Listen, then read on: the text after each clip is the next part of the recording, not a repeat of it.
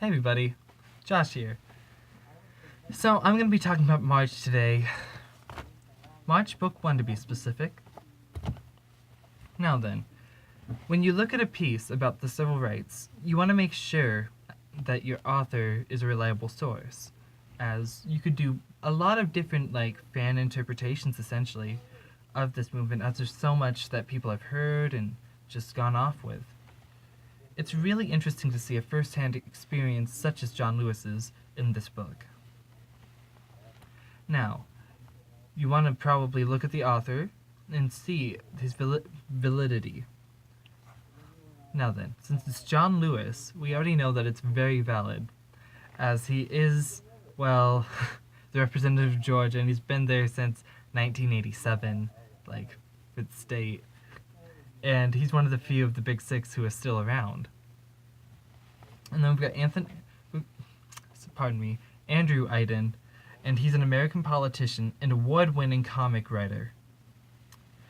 And then we've got Nate Powell, who is an amazing illustrator, as you can well see in this artwork. Here's one of my favorite moments in this. I really enjoy how he's able to really make the hues of the cars look so fast and just so interesting to look at. Because even though it's black and white, it's extremely catching. Now, a little bit back more to the story.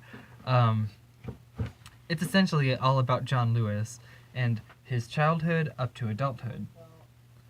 We cover from his upbringing all the way to what changed him in a way that made him want to go for civil rights, essentially.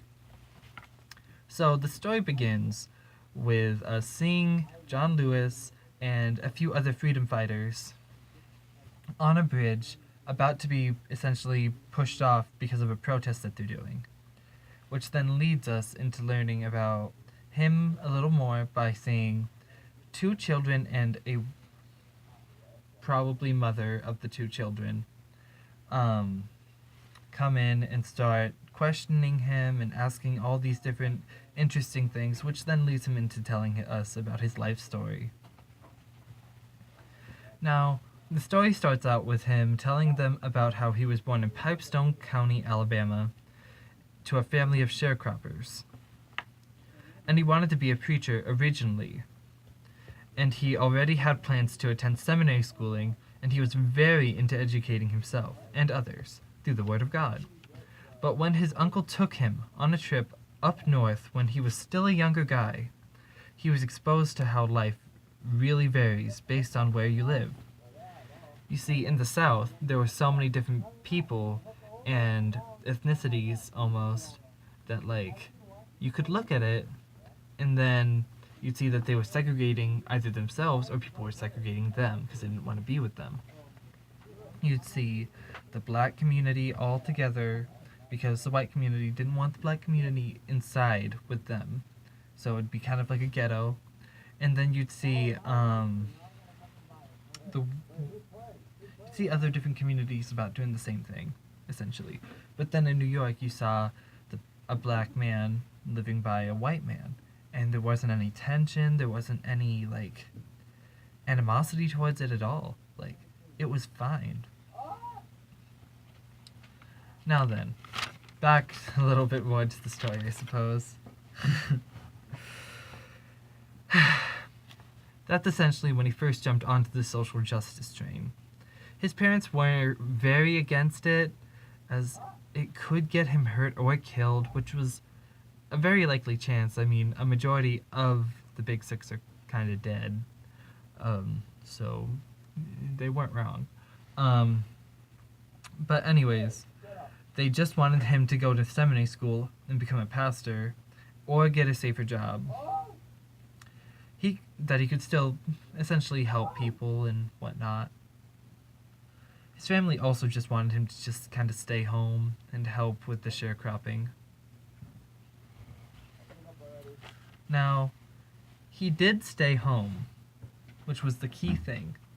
But every morning he would leave, and then he'd go to school, He'd get yelled at, of course, because his parents had forbade him from going, but he still would go. And then, after we learn about all this, we see Obama getting inaugurated. And that really brings us to a sense of, like, achievement almost. Like, you look at it and you see that people that were treated so horribly eventually had someone who was able to have the rights and the ability to become the president of the United States and really move up in the chain, which was really amazing for the time.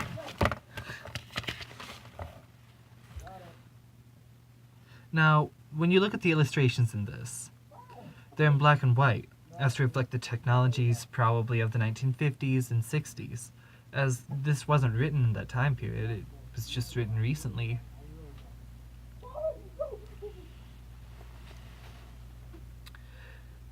And besides that, black and white really pulls the reader in to the book more, and I kind of see it as something kind of symbolic-ish, because it's all about black rights and white rights, kinda, because like they both coincide together.